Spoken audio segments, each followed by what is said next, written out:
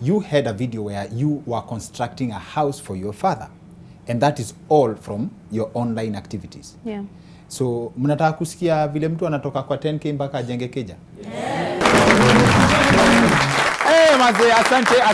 Thank you, asante sana for joining us for another classic episode of the Wicked Edition. I'm your host, Dr. Kingori. We have a great show lined up for you. One of the highlights of this week is Bomet residents crying juu wanafosiwa na maendeleo, Maze. Apparently, the project is a bridge that cannot be crossed. This bridge is one of the many bridges built in this area. Kuna kitu kama daraja hapa, sio daraja, sio culvert, ilijengwa kama mwenda simu. Mtu wenye ilijenga vibaya kwa njia nyingine. Sijui ni barabara ama ni nini.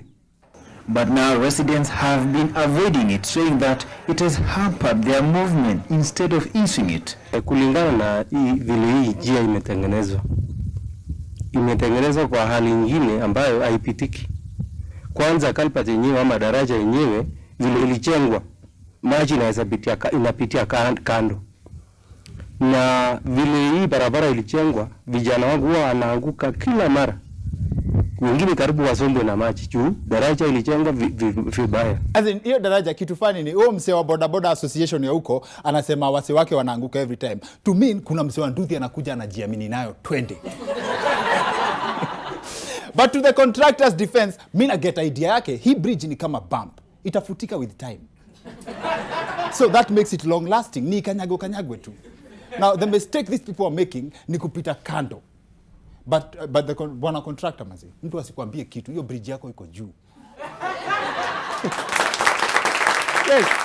And now wasi waonangi hizi ideas vile ni subtle. The Kenya Kwanza government is brilliant. The concept of building a bridge that people cannot cross is how even in parliament hakuna mtu anavuka kuingia pande ya Azimio. Exactly. And it has been an interesting week altogether. Police this week banned bang worth 17 million shillings in Makueni. You may ask, how did the police know ati hiyo bangi ni ya 17 million? The answer is very simple. Hii Kenya hakuna watu wanajua kupima bangi kama makarao. Yes. Polisi anaweza kuangalia hivi ajue kama bangi yako imepanda ama imeshuka. Na pia kuna different styles za polisi.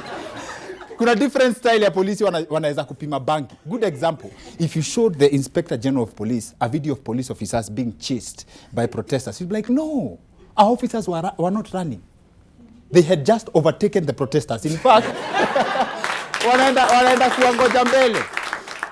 kuangoja mbele. In fact, they are showing them the way.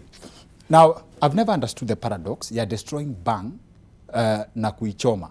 As in, how do you destroy something? How do you destroy something the same way it is supposed to be consumed?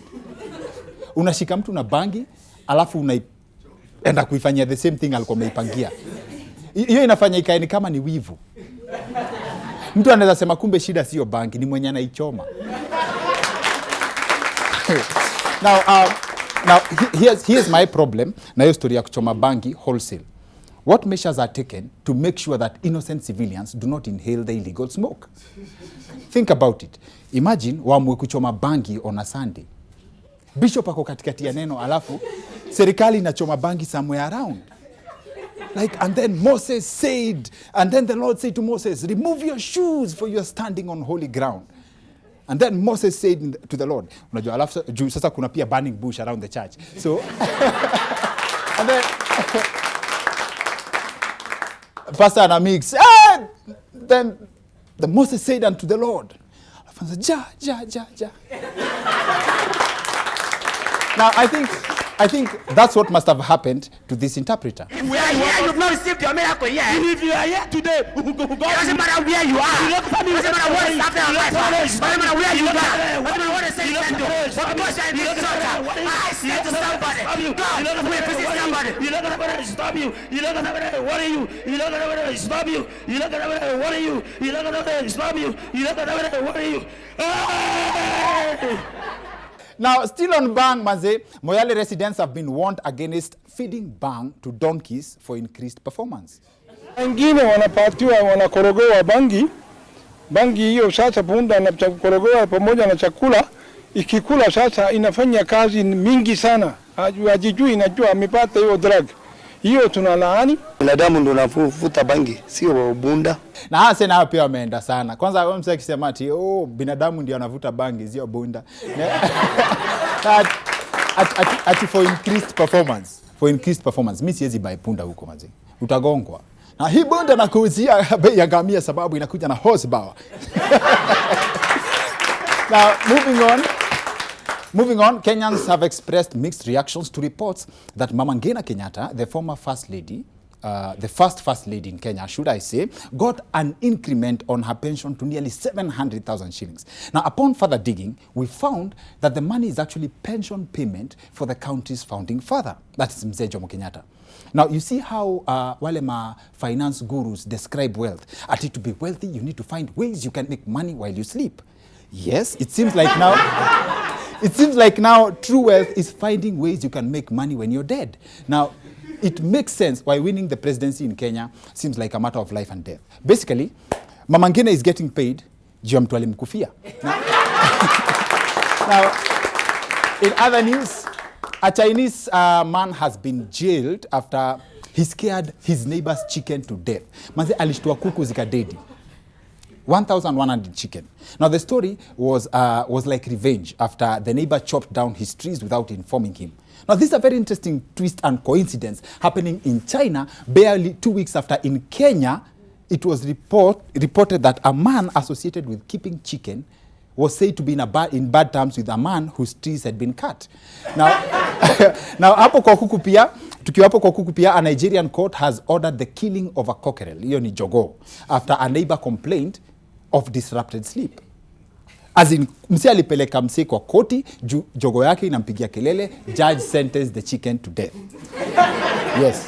While defending himself, the owner of the chicken, or the cock, pleaded with the judge to give him until Friday to slaughter the cock because that's what he was planning to eat for Easter. Alisema apewe mpaka Good Friday. So this would explain why Yesu wa Tongaren was not crucified. Maze jogo alikulwa kabla hajawika. Now, on the real though, Yesu wa Tongaren ni diehard mazi. He was not crucified because he refused. Alisema hakuna vile anakufia dhambi za watu mara mbili. To which sinners responded, basi kama huwezi kufia wa Kenya wote, si ukufia hata watu wa Juja peke yake. Sawa. Now, he refused again. To science now, a study has revealed that plants also cry when stressed. Now, that another study also found that, the tears from the plant is what local people call soup. You see? Machozi, mchuzi.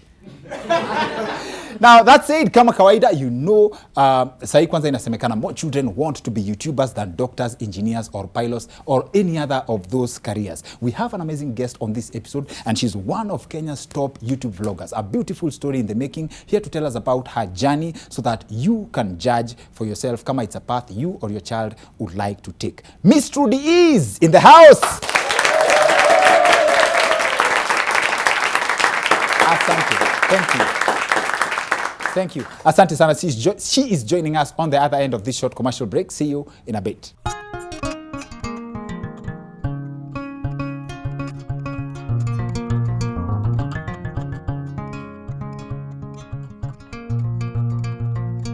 This 5-star 3-bedroom villa has been built to international standards.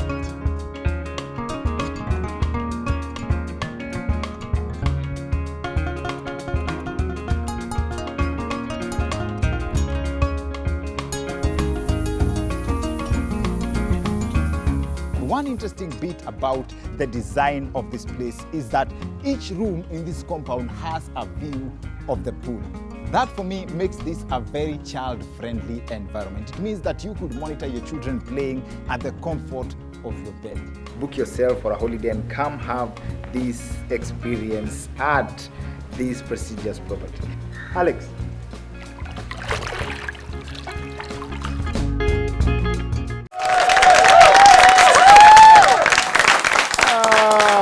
Manze, welcome back to the weekend edition. I'm your host, Dr. Kingori. Our guest for this episode is one of the biggest YouTubers out of the 254. She's made a name for herself, going international, and believe you me, nikisema one of the biggest, kuna paradox here, she's also one of the youngest. She has a very good, beautiful journey, starting from the bottom, starting from scratch. Nilianza kuwatch videos zake 4 to 5 years ago, and she's here to tell us all about that. Unajua sahi watu wanasema young people and children are more likely to want to be YouTubers than to be astronauts, doctors, and pilots, engineers, na hizo careers zingine zote. So probably that's the new information, ama that's the new trend kwa job market. So she actually does YouTube for a living. So for those of you who do YouTube, ama mnataka kukua na career online, this episode is a special dedication for you. Miss Trudy is in the house.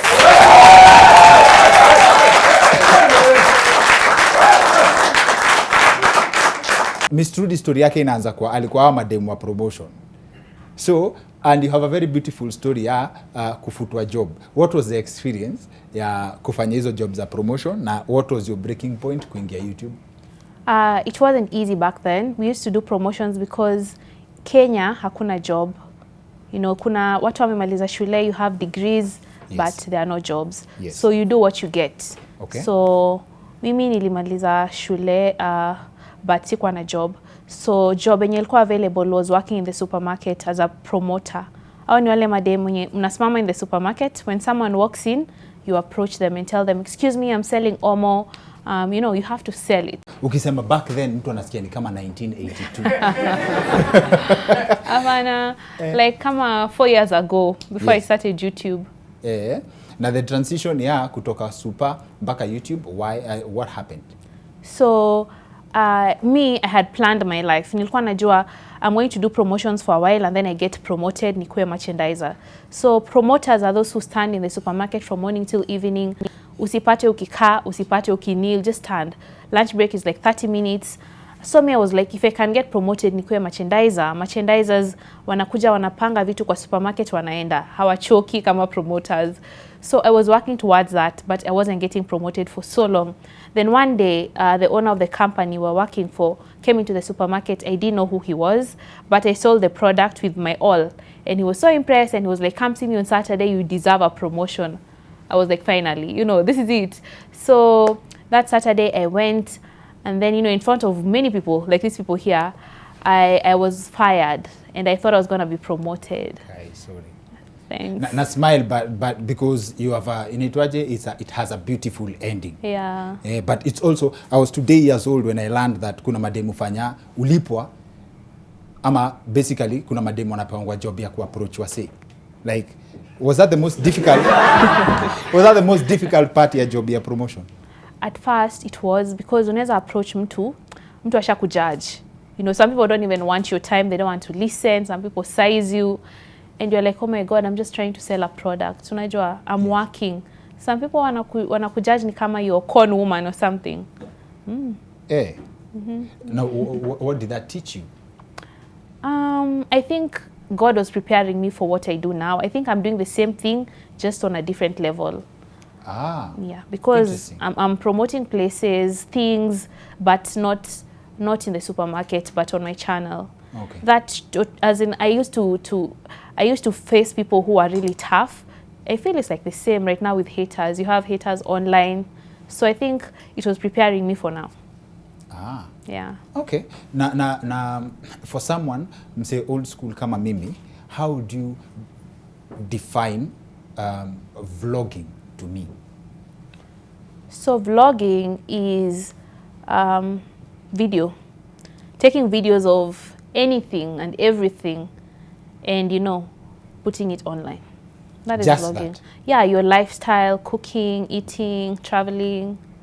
That is vlogging. Creating content for the purpose of people's consumption.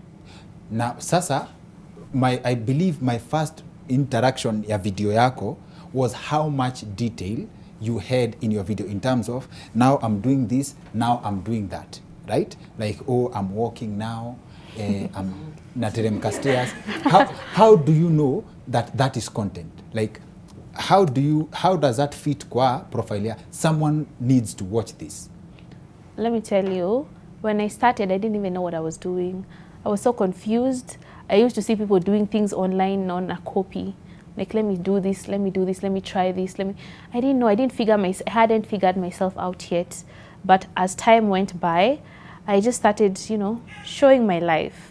Like, when I go somewhere, I actually started showing these restaurants in town. Yeah. Like, when I come back to Kenya, it's so emotional. Hata leo kupita hapa, I was like, oh my God, nilikuwa na vlog huko chini so many times. Yes. So I never even thought of it. I just knew I loved doing it, and so I just did it. Really? Yeah. And now, one of our audience members wondered what content would be. And most of your life is on video. Most of your life is on camera, right? Wewe uka hivi unajua, mazebu acha ni rekodi wa Kenya wanataka kuona. Like, is that the decision-making process to come up with content for vlogging? Apana. Actually, at first, I used to be so confused. I didn't know what I was doing. Alafu nilikuwa na idea ya just vlogging my life. Siku moja mtu akaniambia, yani, you think people will watch you? So like wanaanza, who do you think you are? You know, you're not Vera Sidika. Like you don't have a life to show people. So I went and I cried and I cried. And then I decided to just continue anyway. I was even shocked at how people watch me, you know, because I'm just showing my everyday life. Yeah. Huyo mtu alikwambia, you are not Vera Sidika. They used those words. Yeah. My fans were Vera mwache hizo. Wow. Huyo mtu ni fan wa Vera Sidika, juu alikuangalia hivi, akakwambia you are not Vera Sidika. Si kwa online, kwa face to face. So yeah. Face to face? Why do you think alikuambia you are not Vera Sidika? I think because alikuwa anaona I'm wasting time. Like sasa na do, you know, yeah. Oh, content, not yeah, content. Now, and now, at what point did you notice that people are paying attention with the audience growing? And with this, tuambie, the first time you tasted YouTube money? I didn't make money for like a year on YouTube. I was just creating content, not making money. I didn't even know people make money on YouTube. Yeah. After about 1 year, I started hearing, oh, you know, you can make money. I'm like, really, how? And then I applied for AdSense, and then I got my first salary, which was 10K. Salary? 10K, and I was so happy. Yes. I was like, oh my God, at least I'm making money from what I'm doing. But after like a few months, I was like, oh my God, just at 10K, it's little. What am I going to do with 10K? At that time, you know, you have former classmates who have like real jobs or who are in school. You know, some class. People used to judge you and laugh at what you're doing online until you start doubting yourself, like, sasa anadu, you know. And then this money, you know, what am I doing? It got so confusing. It got so confusing. Yeah. And to confuse you even further, from 10K, I believe you had a video where you were constructing a house for your father. And that is all from your online activities. Yeah. So, mnataka kusikia vile mtu anatoka kwa 10K mpaka ajenge keja? Yeah. Sawa. So, take us through the process. Well, the process, I believe it's just been consistency and determination. I used to have so many friends who started doing YouTube together, but they gave up because walikuwa wanaona waste time, hailipi, you know. I didn't see a big future, but I just loved it. And something in me told me to keep going. Yes. So I feel like just consistency, determination, and, you know, giving yourself some time. Yeah. Consistency, determination ni hata ukiingia kwa cab, camera iko on. That is consistency and determination. Kila pali. Am I allowed to say that your initial vlogging content was you recording your joblessness? Oh yeah, for sure. and from that is how you got to where you are now, right? Ndio ufike place unajenga nyumba, right? For your dad, who I believe you love so much because you talk about your dad a lot. So for you to get to that place, like what's the most amount of money umeipata mpaka ukashtuka from content? $10,000. That's 1 million, Bob. Yeah. In how long? A month. In 1 month. Tengeneza 1 million, Bob, in 1 month. What do you do with that money? Investing. Really? And where do you learn information you're investing? For example, From someone ulikuwa unalipwa tuseme probably 20-30k in promotions. 10k. Ulikuwa unalipwa 10k? Also YouTube iliamua tu kukulipa do ulikuwa unalipwa kwa promotion. Hapana. Well, yeah, my very first salary on YouTube was kama hiyo ya promotions, yeah. Okay. But at least now I was doing something that is fun. It's fun. Yeah. So there's a difference between 10k on YouTube and 10k doing promotions. Yeah. Where does the knowledge of investing come from? Well, when my dad retired, and then he used to just stay in the house because he was retired. He was a doctor, but then he retired and he was just in the house. But he had built just a few apartments. So alikuwa tu anakaa home, na at the end of the month anapata pesa from the rent. So I was like, wow. So I don't have to go and work to get money at the end of the month. As long as I build a house, I'm going to have money at the end of the month. So I was like, that's what I want.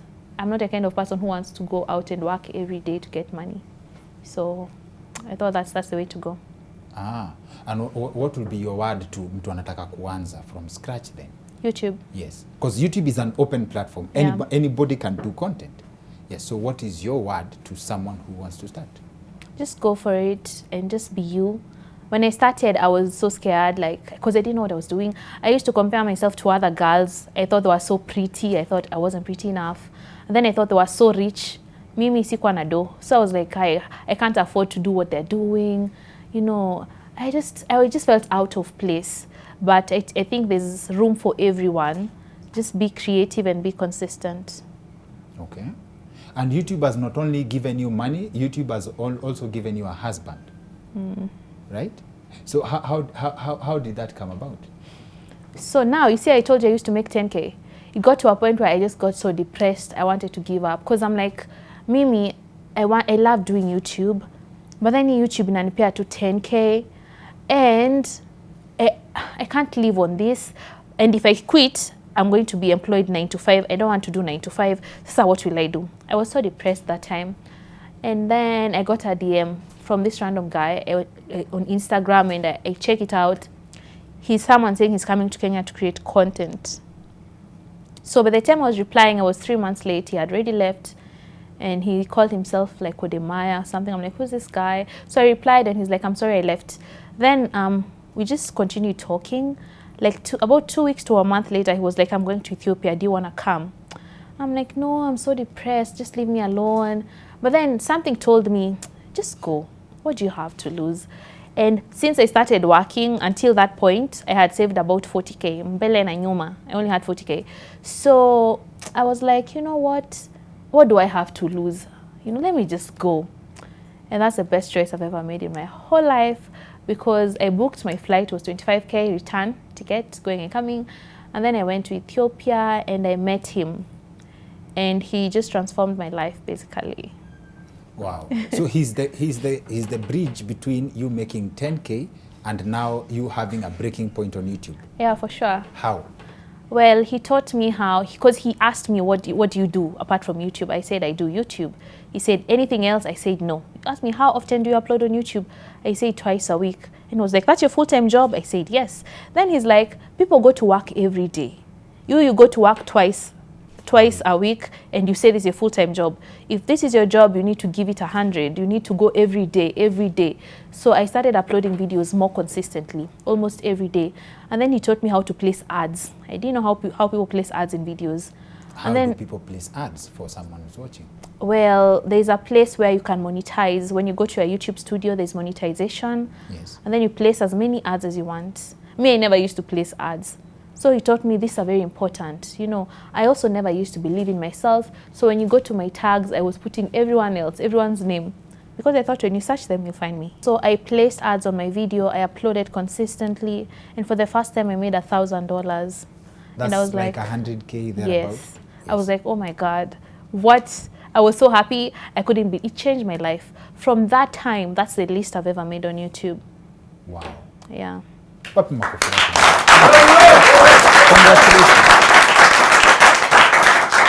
congratulations, you've done well for yourself. And on the topic of Wodemaya, by the way, Wodemaya is one of the finest content creators wa Africa. He's international now, si ndio?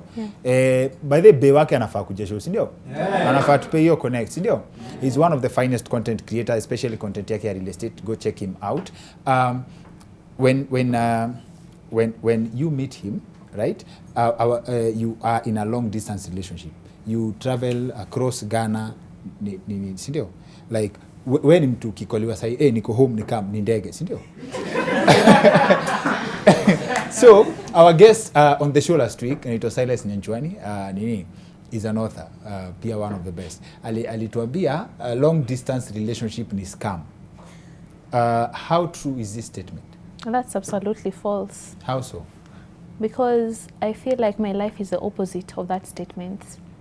He's Ghanaian and I'm Kenyan and we made it work. So, yeah. But ndege, like, how many hours kutoka? 8 hours. 8 hours. Kwa ndege, 8 hours. Wase wa Busia pia wanapiga to the same. Watch out. By the way, watch out for an episode featuring Miss Trudy and her husband Wodemaya. They have a beautiful story and I really look forward to having that, and I hope we can set that up.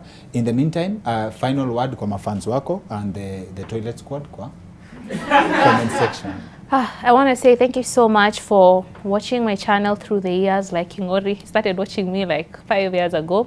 Thank you so much for staying tuned in. And if you're new, welcome to the family. Yeah, a lot coming your way.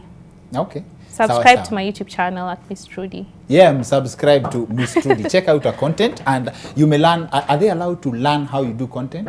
Of course. Mwende uko chini wa learn vile you started. Yeah. For starters, waende wajaribu. You're not allergic to being copied? No. Hey, don't copy, mkue pia creative. Just angalia concept to understand, sindio? Sindio? Wapi makofi ya Miss Trudy? Asante